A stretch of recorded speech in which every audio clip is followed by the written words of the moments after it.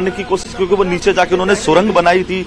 तो अभी ये बाहर निकले हैं, उनसे हम पूछेंगे किस प्रकार की चुनौतियों का आपको सामना करना पड़ रहा है। सर चुनौतियाँ कुछ नहीं है, जब जवान जब हौसला होता है तो बड़ी से बड़ी चुनौतियाँ और लोगों का सहयोग होता है तो बड़ी से बड़ी चुनौतियों से पार पा जाते हैं हम लोग।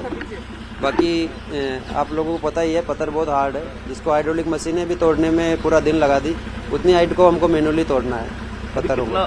फिट आप सुरंग खोद चुके हैं? हाँ, अभी लगभग 4 फीट के आसपास चल रहा है। एग्जैक्ट तो नाप अभी करेंगे तो पता चल जाएगा, क्योंकि जब अभी हमारे रेस्क्यू जो काम कर रहे हैं वो बाहर आके फिर वापस एग्जैक्ट नाप करेंगे तो, लेकिन 4 के आसपास चल रहा है अभी।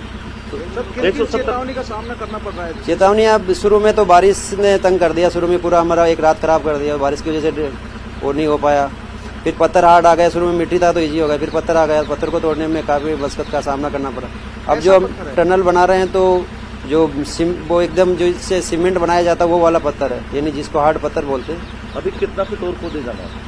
अभी तकरीबन 4 फीट के आसपास हमको और खोदना है, जिसमें कि हमारा अभी 1 सेकंड के लिए ऑपरेशन डिले नहीं हुआ और लगातार बड्डी वाइज काम कर रहे हैं। शुरू में 2 आदमी मिलकर काम कर रहे थे, फिर जब जैसे आगे आगे बढ़ते जा रहे तो जगह स्पेस कम होता जा रहा है, तो एक आदमी उसमें काम कर रहा है और वो भी थक जा रहा है तो तुरंत वहीं पे दूसरा बंदा खड़ा वो उसको बदली करता है। सर आपने 2 हैम्बर भी चलाई है?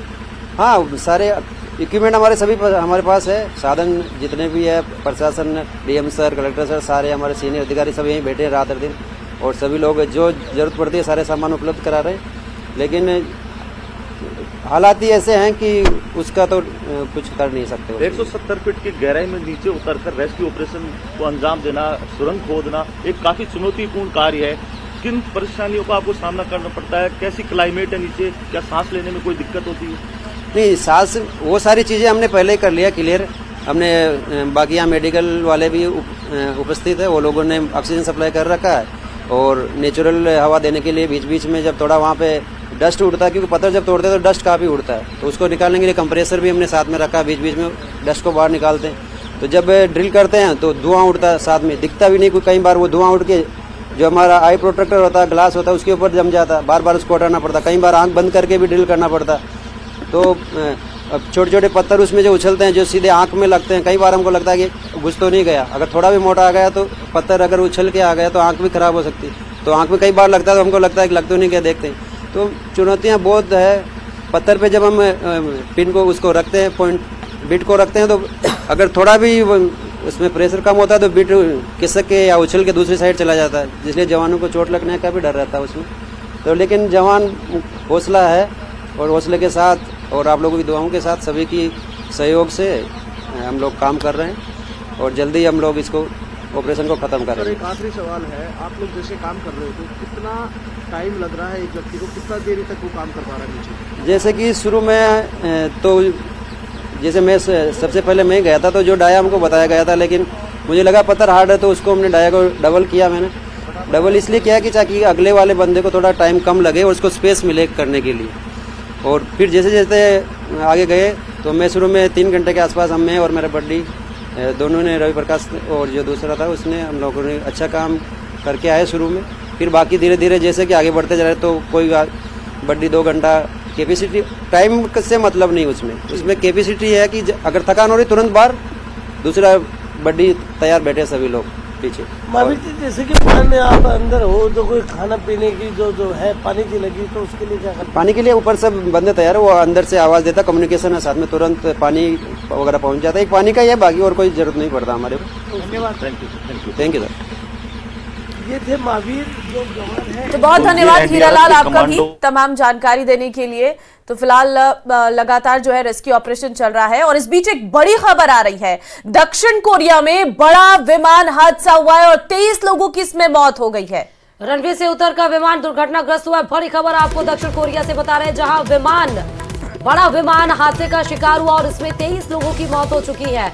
बड़ी खबर आपको दक्षिण कोरिया से। उसके पहले भी आपने देखा था कि एक प्लेन क्रैश हो गया था, जर्मनी की वो खबर थी जिसमें 77 यात्री सवार थे और 66 लोगों की उसमें मौत हुई थी। रनवे की ये सीधे तस्वीरें आपको दिखा रहे दक्षिण कोरिया की, जहां पर रनवे से उतरकर विमान दुर्घटनाग्रस्त हुई और उसके बाद पूरे प्लेन में आग लग गई। बताया जा रहा है कि 23 लोगों की इस प्लेन क्रैश में मौत हुई है। अब ये खबर कि ये जो रनवे से उतरकर जो प्लेन क्रैश हुआ है, ये भीषण हादसा कैसे हुआ, फिलहाल इसकी जानकारी नहीं मिल पाई है, लेकिन आप ये तस्वीरों से अंदाजा लगा सकते हैं कि हादसा कितना बड़ा था। जैसे ही रनवे से उतरकर विमान आगे की तरफ बढ़ रहा था, वैसे ही ये दुर्घटना का शिकार हो गया। बिल्कुल बताया जा रहा है कि लैंडिंग गियर में दिक्कत आ गई थी, जिस वजह से इस तरीके से लैंडिंग हुई है। रनवे पर धमाका हुआ है, इसमें 181 लोग सवार थे। आपको बता दें कि बैंकॉक से आ रही जेजू एयर की एक फ्लाइट मुआन इंटरनेशनल एयरपोर्ट पर लैंडिंग के दौरान रनवे से फिसलकर एक बाड़े से टकराई है और इसमें 181 लोग सवार थे, जिसमें से अभी तक 23 लोगों की मौत बताई जा रही है। आपको बता दें कि लैंडिंग के समय विमान के लैंडिंग गियर में खराबी आई थी, ऐसी जानकारी सामने आई है, जिसके बाद प्लेन एयरपोर्ट की फेंस से टकराया और वहां पर क्रैश हो गया है। एजेंसी ने यह जानकारी दी है कि विमान में 175 यात्री थे, 6 क्रू मेंबर सवार थे। विमान मुआन एयरपोर्ट पर दुर्घटनाग्रस्त हुआ है और हादसे में अभी तक 23 लोगों की मौत की पुष्टि हुई है। हम आपको वो तस्वीरें भी दिखा रहे हैं। आप देखिए किस तरीके से ये विमान जो है लैंडिंग के वक्त क्रैश हो गया और उसमें उसके बाद आग लग गई और जो अंदर बैठे यात्री थे वो इस आग की चपेट में आ गए। फिलहाल तुरंत ही रेस्क्यू ऑपरेशन किया गया, लेकिन हादसे की भयानक तस्वीरें सामने आ रही हैं। सुबह करीब 5:37 की यह घटना बताई जा रही है। लोकल टाइम के अनुसार सुबह 9 बजे हैं और आपको बता दें कि कोस्टल एयरपोर्ट पर यह घटना हुई है, जो कोरिया के साउथ जियोला के में है। तो इसके पहले जर्मनी नहीं, माफ करेगा, कजाकिस्तान में प्लेन क्रैश हुआ था ऐसे ही, और उसके बाद से ये दक्षिण कोरिया में एक विमान रनवे पर उतरने के बाद हादसे का शिकार हुआ। खबरों में आगे बढ़ते बताते चल रहे कि कांग्रेस सरकार के वक्त बनाए गए नए जिलों में से 9 जिलों और 3 संभागों को भुजनलाल सरकार ने कैंसिल कर दिया। साथ ही 3 संभागों को भी रद्द किया है। सरकार के इस फैसले के बाद मानो राज्य में भूचाल आ गया है। फैसले के कुछ मिनट बाद ही कांग्रेस ने प्रेस कॉन्फ्रेंस कर बीजेपी के इस फैसले का विरोध करते हुए सरकार आने पर फिर से फैसला लागू करने का ऐलान किया। ये रिपोर्ट देखिए।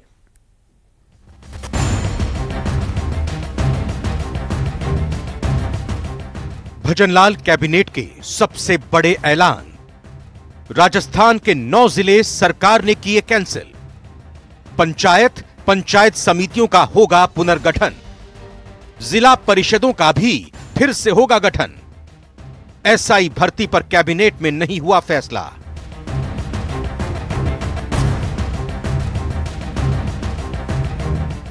भजनलाल सरकार ने गहलोत राज में बने 17 नए जिलों में से 9 जिलों और 3 संभागों पाली, सीकर और बांसवाड़ा को खत्म कर दिया है। कैबिनेट की बैठक में फैसला लिया गया है।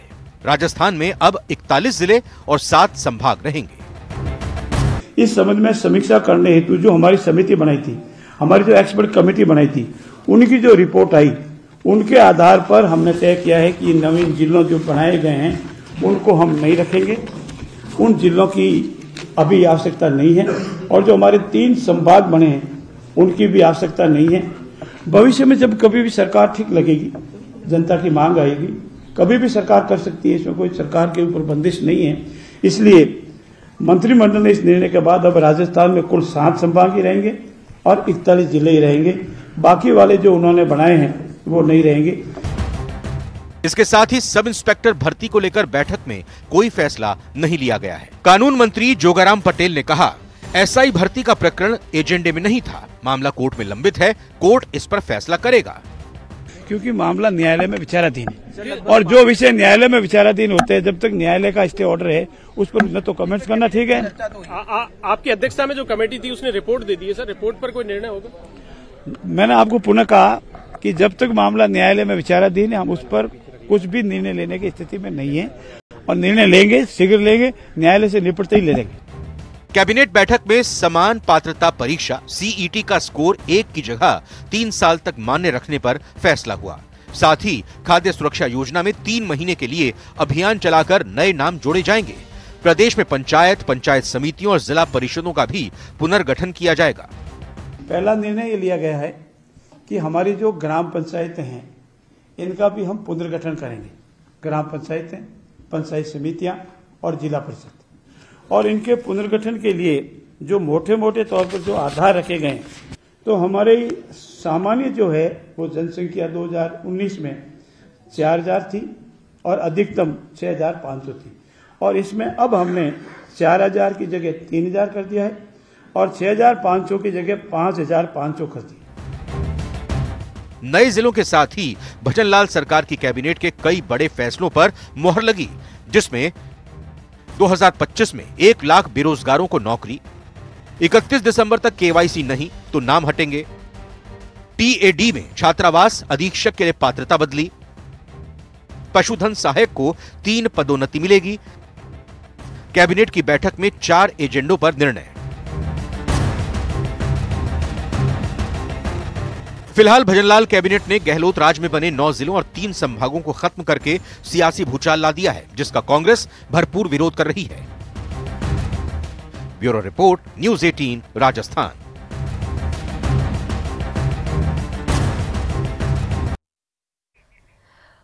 और चलिए इस बीच आपको जयपुर से बड़ी खबर बताते चले कि अशोक गहलोत का सरकार पर हमला हुआ है, मतलब उन्होंने तंज कसा। जिलों को लेकर गहलोत सरकार ने भजनलाल सरकार को घेरा है।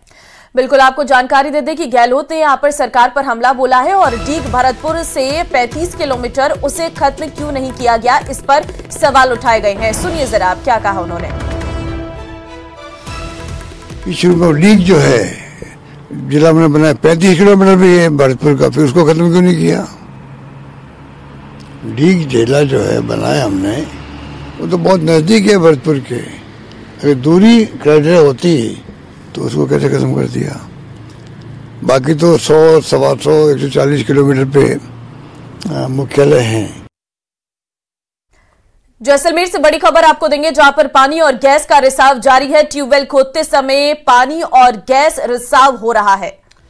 कल सुबह से लगातार जमीन से निकल रहा है पानी और गैस। उप तहसीलदार ललित चारण लगातार मॉनिटरिंग कर रहे हैं। अस्थायी पुलिस चौकी बनाई गई है। 500 मीटर तक दूर रहने की अपील लोगों से वहां पर की गई है। ओएनजीसी की टीम ने मौके का जायजा लिया है। जमीन से 3 से 4 फीट ऊपर पानी उठ रहा है।